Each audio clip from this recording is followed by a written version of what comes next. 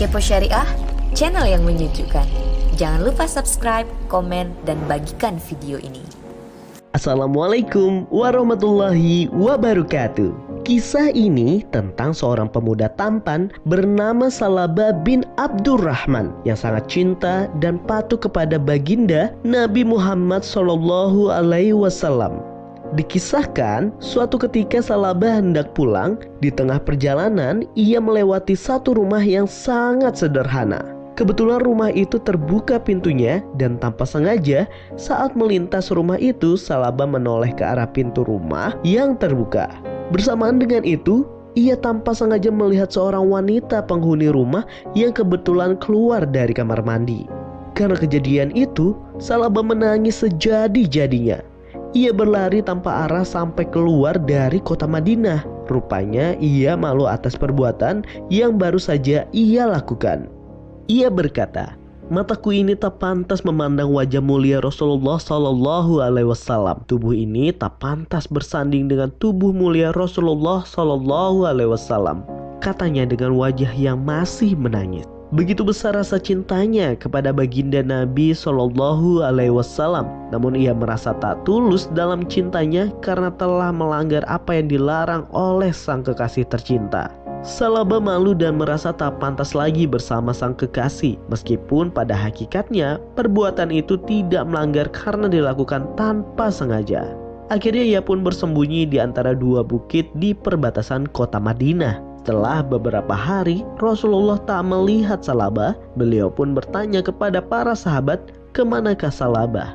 Apakah dia sakit? Akhirnya Rasulullah mengutus sahabatnya Umar bin Khattab dan seorang yang menemaninya untuk mencari Salabah.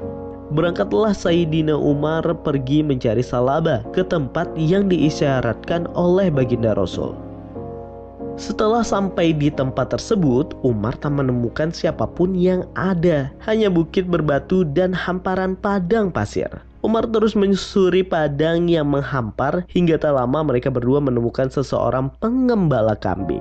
Umar pun menghampiri si pengembala dan berkata, "Hai Bapak, apakah engkau melihat seseorang pemuda dengan ciri-ciri ia orang periang dan selalu tersenyum?" Si bapak ini menjawab, "Kami tak pernah melihat pemuda seperti yang Anda sebutkan tersebut. Hanya saja ada seseorang pemuda yang biasanya ke sini untuk meminta air minum padaku. Wajahnya murung dan sering menangis. Setelah meminta minum, ia akan kembali lari lagi ke atas bukit. Sepertinya bukan dia yang Anda cari, Tuan."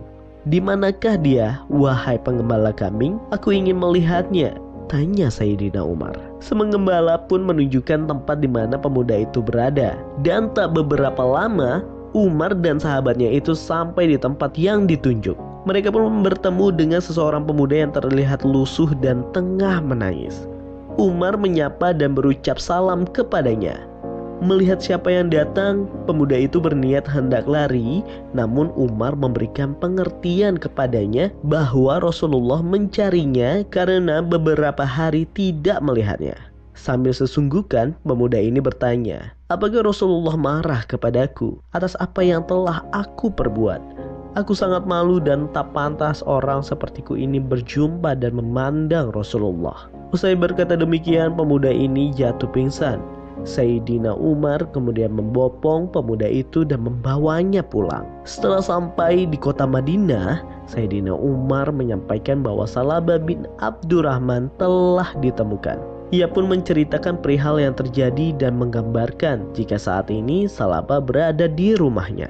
"Apakah perlu aku memanggilnya ya Rasulullah?" tanya Sayyidina Umar. "Tidak Umar, biar aku yang akan mendatanginya," kata Rasulullah. Kemudian Rasulullah berangkat ke rumah Salabah diikuti beberapa sahabat. Sesampainya di sana, ternyata Salabah jatuh sakit. Rasulullah pun menghampiri dan meletakkan kepala Salabah dalam pangkuannya. Namun Salabah menolak. "Jangan, wahai Rasulullah, tak pantas kepala yang hina ini berada dalam pangkuanmu. Ada apa denganmu, wahai anak muda?" tanya Rasulullah. "Kemanakah engkau beberapa hari ini, wahai ibni Abdurrahman?" sambung Rasulullah. "Betapa besar rasa cinta ini kepadamu ya Rasulullah. namun aku tak merasa telah melukai perasaan Anda atas apa yang telah aku perbuat, jawab Salabah. Ia kemudian menceritakan apa yang dialaminya kepada baginda Rasulullah. Mendengar itu, Rasulullah tersenyum dan bangga atas cinta pemuda ini. Namun takdir berkata lain. Usai Salabah menceritakan pengalamannya itu, ia pun menghembuskan nafas terakhirnya. Saat itu ia persis berada di pangkuan Rasulullah. Rasulullah pun turut serta memandikannya, mengkafani, dan juga menjadi imam sholat jenazah. Bahkan Rasulullah pun turut ke liang lahat untuk memasukkan jenazah Salabah. Sebuah kejadian tak biasa terjadi saat jenazah Salabah dibawa ke kuburan. Saat Rasulullah ikut memikul jenazahnya, beliau berjalan dengan kaki menjingkat atau berjinjit. Kejadian ini membuat para sahabat heran dan bertanya, mengapa Rasulullah berjalan seperti itu? Ini semua karena jalanan ini telah sempit dan kakiku tak bisa berjalan seperti biasa karena banyaknya para malaikat yang turun ikut mengantarkan jenazah ini, kata Rasulullah. Dikisahkan oleh Jabir bin Abdullah Al-Ansari, dikutip dari Mukatansar Katabib Tawabin yang ditulis oleh Ibnu Qudamah Al-Maqdisi. Semoga kita termasuk golongan yang mencintai dan mengikuti Nabi Muhammad hingga akhir hayat. Yuk teman-teman, subscribe channel ini dan aktifkan lonceng notifikasi. Dan jangan lupa like, share, dan komen juga video ini sebagai bentuk dukungan untuk channel ini dan terus membantu anak-anak muda curhat dan belajar bersama tentang keislaman. Sampai jumpa di video berikutnya. Assalamualaikum warahmatullahi wabarakatuh.